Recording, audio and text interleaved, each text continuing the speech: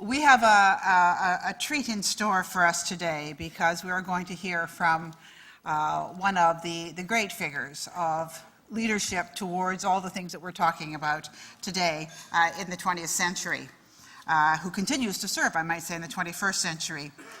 The Right Honourable David Trimble served in the House of Commons of Britain for over 15 years and is a former leader of the Ulster Unionist Party. And in 2006, he was raised to the House of Lords in Great Britain, where he has the wonderful title of Baron Trimble of, oops, I wrote it down, I can't even read it, of Lisnagarvey in the county of Antrim. Now, wouldn't you love to be Baron Trimble of Lisnagarvey in the county of Antrim? So Lord Trimble, as he is now, joins us today. In 1998, as you all know, he won the Nobel Peace Prize, sharing it with John Hume of the Social Democratic Labour Party, probably one of the least controversial peace prizes in recent years. And they won it for their role in the Northern Ireland peace process. Along with Hume, David Trimble was a driving force behind the Belfast Agreement of Easter 1998, which formed the basis of a peaceful settlement in Northern Ireland after more than 30 years of violent conflict. When the Oslo Accords were signed in 1993, the violence in Northern Ireland seemed to be getting worse than ever. And in fact, as some of you may recall, the Northern Ireland problem looked like it was insoluble at a time when there was great optimism about the prospect of peace in the Middle East. But after 5 years of intricate and tense political negotiations, the Belfast Agreement was agreed in 1998, forming the basis of a peaceful constitutional settlement which still endures today. After the agreement, Lord Trimble became the first Minister of Northern Ireland, steering Northern Ireland through the transition from war to peace in the years between 1998 and 2005. The American leadership expert Martin Linsky, who was a colleague of mine at the Center of Public Leadership at Harvard, has argued that true leadership is rare because leadership consists not just of being at the head of a group, but true leadership consists of persuading your followers to accept loss. And there is no question that Lord David Trimble showed true leadership in his work in Northern Ireland. He showed not only leadership, but bravery and vision in sustaining the peace process against great odds. He faced significant obstacles and opposition from across the political spectrum in Northern Ireland, often from his own party. He also made personal and political sacrifices because he believed that the peace process represented the best way forward for all the people of Northern Ireland. The result of his efforts, along with those of others from the nationalist community and the British and Irish government, is that Northern Ireland is often held up as an inspiration around the world, a model for conflict resolution which might inspire others. I am honoured and delighted to be able to introduce to you today Lord Trimble, who will address the question, Making Peace in Northern Ireland, Learning from the Successes and Mistakes. Lord Trimble, thank you.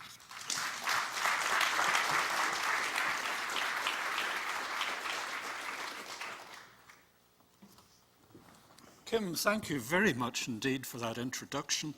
If you'll forgive me, I'm glad that I think there aren't too many Gaelic speakers here who will consequently not give you a translation of Lisnagarvey, because it isn't actually terribly complimentary.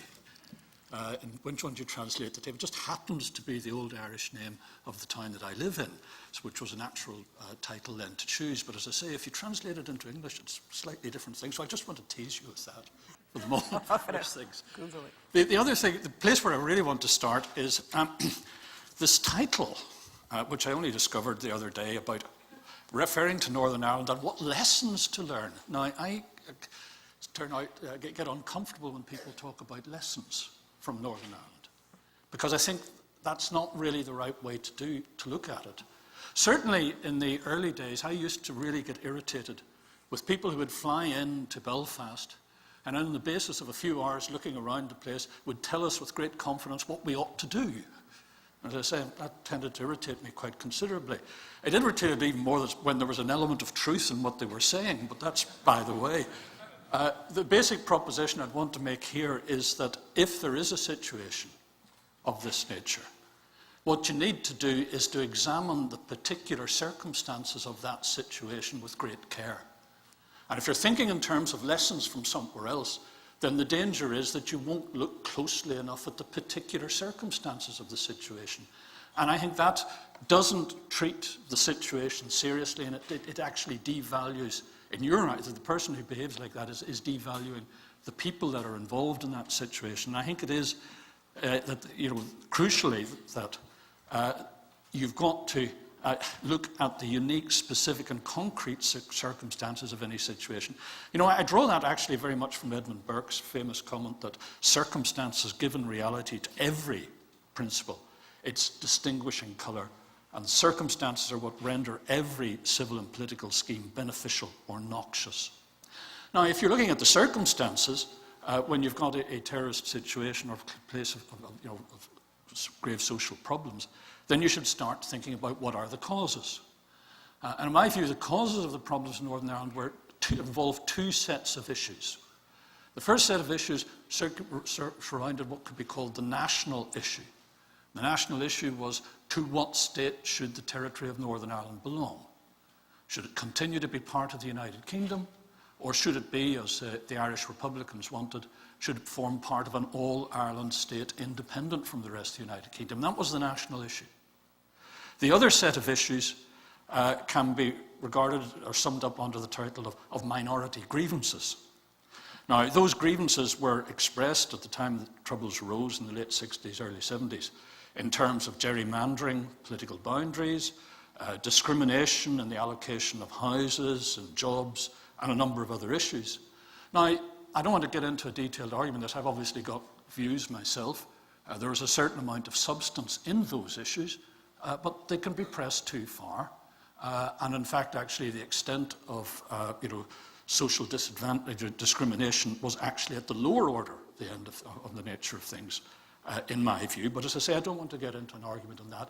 I think, however, that behind the question of the specific issues on housing, jobs, political issues and matters like that, that lying behind that, the real grievance, and this became clearer to us, and I'm speaking with hindsight, it became clearer to us during the negotiations that led up to the agreement in 1998, that the real grievance was a sense of exclusion from society, and a sense that they were in some ways being humiliated by the processes of the operation of government there.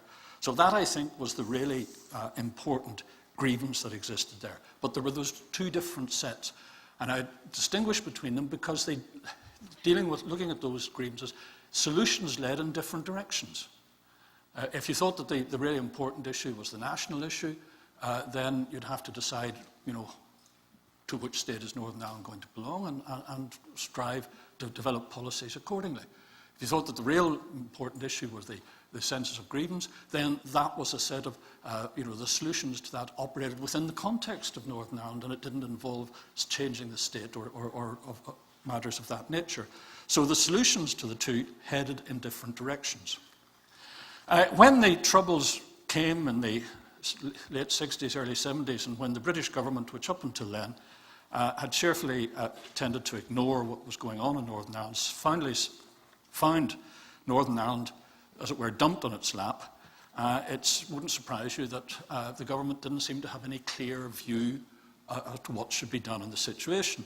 There's a lovely paragraph in John Bew's book, co-authored with Martin Frampton and Inigo Goruchka, in which he says, the authors say, that the absence of a long-term strategy was to be one of the key contributory factors to the sharp increase in violence from 1969 to 1975-76. The rapid oscillation of policy in these years proved particularly damaging. From an ostrich-like policy of neglect as the province spiraled towards collapse, to full-blown intervention and direct rule, to negotiations with the IRA in 1972, to an abortive attempt at power sharing with moderate parties in 1973-74, only to return to more exploratory talks with terrorists in 1975, and I will insert, while at the same time encouraging the local moderate parties to think that they could arrive at a solution through the formation of a convention. And as the authors conclude, what characterized this era was the inability of the state to recognize how its own behavior could exacerbate the situation.